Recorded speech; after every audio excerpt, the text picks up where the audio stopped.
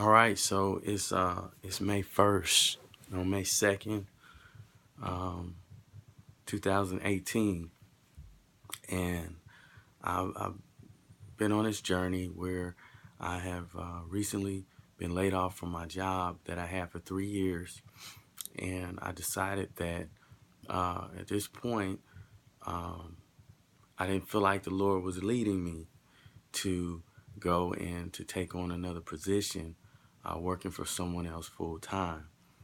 And normally I have a plan in place to secure money, and then I have a B and a C and a D plan. But in this particular situation, the Lord had just told me to move in faith. And not that I hadn't been pre-planning for independent work, because I've been doing things. I've been doing private practice work on the side for a couple of years. Um, but I hadn't planned to pretty much, in a sense, well, not in a sense, but just go out on my own and just try to find work to support myself. And so I wrote something yesterday about kind of where I am with things. And I've been having issues with doubt with God. I've been having obsessive thoughts um, because I, I wake up thinking about plans. I wake up thinking about what am I going to do to uh, make this income happen. My wife has my wife has a secure job, and I basically, um, I'm in a more comfortable place to where I can take some risks. But I'm wanting things to happen quick. Well, as of yesterday, things have started to change a little bit.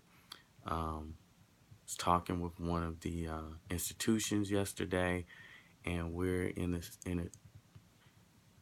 center of negotiations um, with deciding what I might be paid if I come on to work for them for some PRN hours or per diem or as needed hours. Still praying about that. Been working on this for a couple of months now, and about a couple of months almost.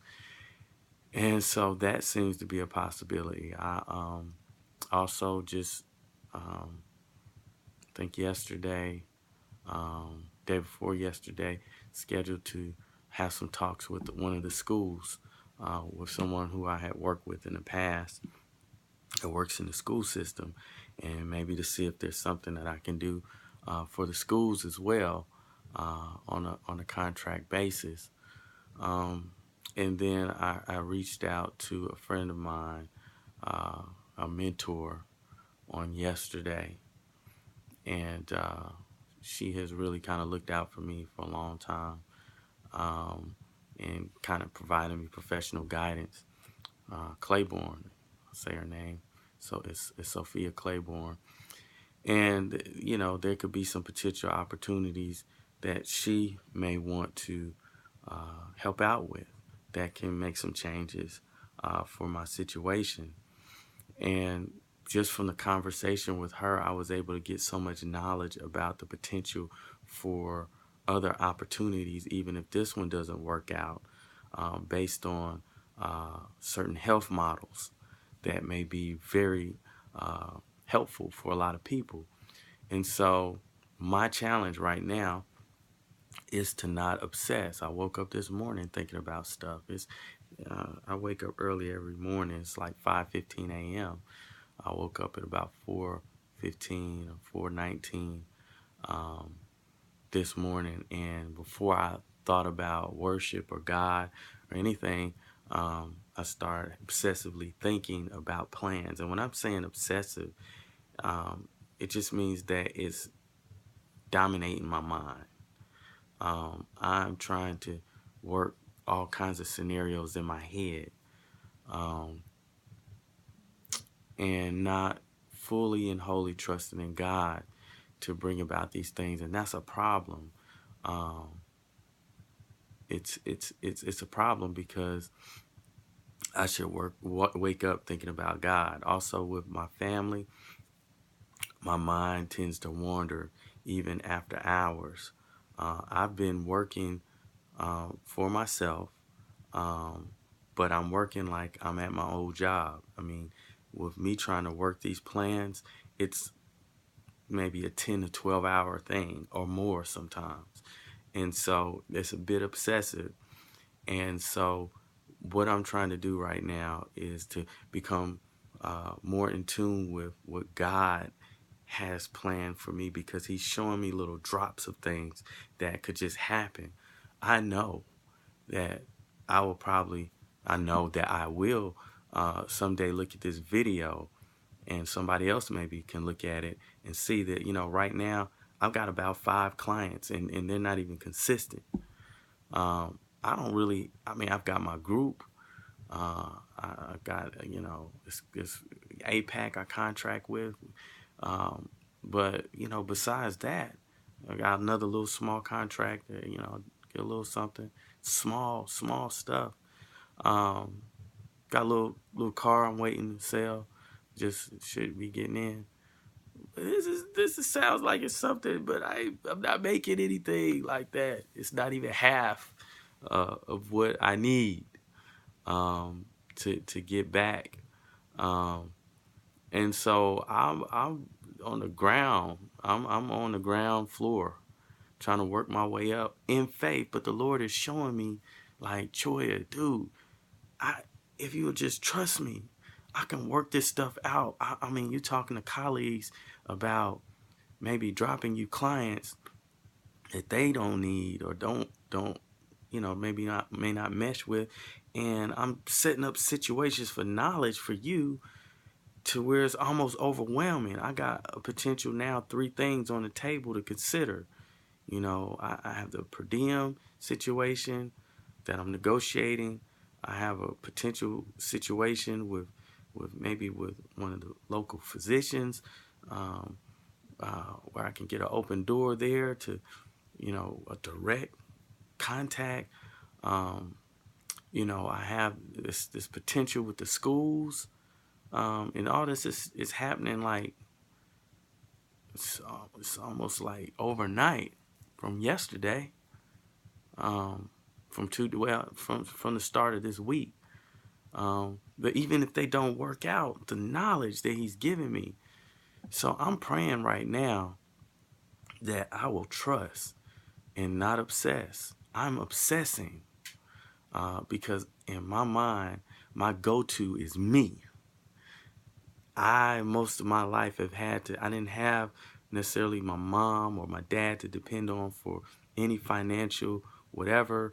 And if things were going to be worked out, I had to depend on me. So as I thought in my mind, didn't realize it was God leading and guiding me. And he says that he can give us above exceedingly all that, something like that, above all what we could even ask. He says something about, and I misquote scriptures, but you ask if it's in his will, he'll give it to you pressed down. You know, if you do the things that he's asked you to do, pressed down, running over to where you don't have the capacity to receive it. And so I'm seeing how that could be a potential, but the thing that he keeps telling me is that whatever I do for you or what I'm doing for you right now, this is not it. So where does this benefit me? And I'm gonna have to pick up my contract that I was negotiating with God about, and how these, because uh, before I came to this position about asking God what I needed, like it was a loan, like Shark Tank. There were some conditions that God said, well, I want to know why you need this money. What have you done with money in the past? How how would this be used to benefit me? And so I came up with all these different scenarios to write to God as to why I need this money. And so I'm having to kind of think of going back to make sure that I'm in line with what I said that I would do um, for him if and when these things, or when, not if, these things come to play. So I'm just kind of in that moment right now, and I'm looking for big things to happen. But I thought I'd shoot this video because I see the Lord working. But the question is where is my mind? Am I sold out to him? I have to stop obsessing So I'm going to pray about that and hand over the power. I've got to hand over the power to him and let him work things out for me and not Choya work things out for him. Nothing that I do is because of me. It's because of the Lord. He drops things on me. Even the situation with the school. Um, it wasn't designed that could even be a potential, and it may not be. I don't know. But it was just dropped on me. Even with the situation with the people that I'm negotiating with, I'm reaching out to people doing networking, and then they're presenting to me, I know you're looking for this, and I know you said that, but what do you think about this situation? Oh, I never thought about that before. Yeah, let's look into it. So that's where I am. The trust factor is not strong enough, but faith got me here, or else I would have went for VA. Where somebody is saying that they can hook me up to get into that system, which pays very well and has excellent benefits. So this is a faith walk, or another situation where they're like, oh yeah, we've got something for you right now. If you want to come, I'm getting the word from other people, and so it's a faith walk.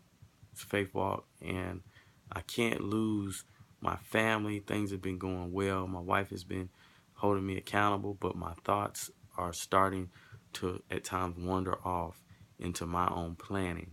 So I'm praying right now that I give my family what's needed as far as the time, that I give my family what's needed as far as putting aside work. I give my family what's needed as far as the spiritual, um, leadership, the faith walk, um, the presence, not just being there, but being physically and emotionally present with my family while I'm trying to achieve these goals. So I just thought I'd drop that because this is going to be put in the books, just like the other video when I got the notice. So if somebody wants to take the time to see my testimony and where I came from, I'm at nothing right now. Nothing. Tomorrow, I don't even have a client tomorrow to see. I don't have a client today. I don't have a client today or tomorrow. How about that? And I'm gonna be out of town tomorrow, so I did have to move one. But what I'm saying is, it's not a lot going on. I'm on the ground, on the ground floor, trying to make this thing work out.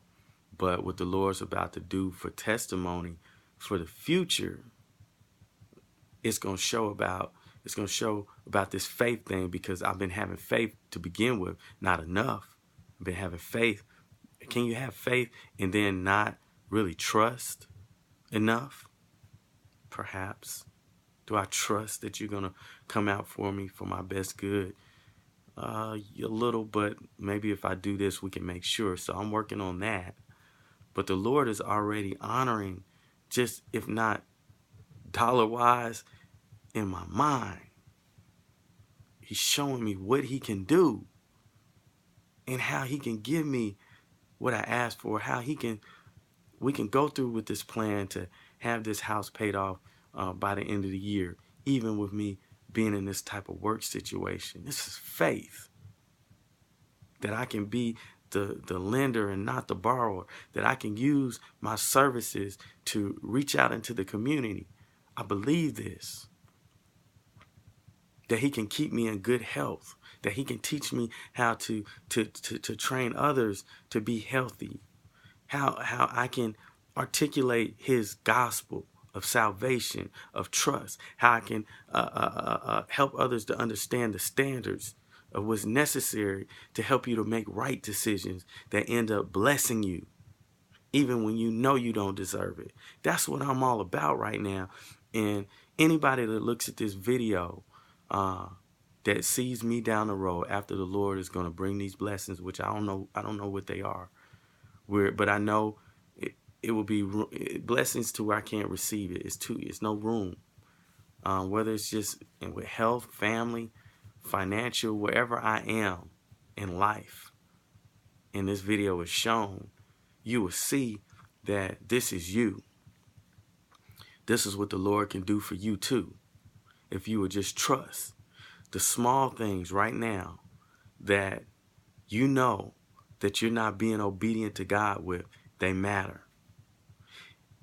The small things as far as maintaining a relationship with God, it matters. As I stated before, I'm not showing trust.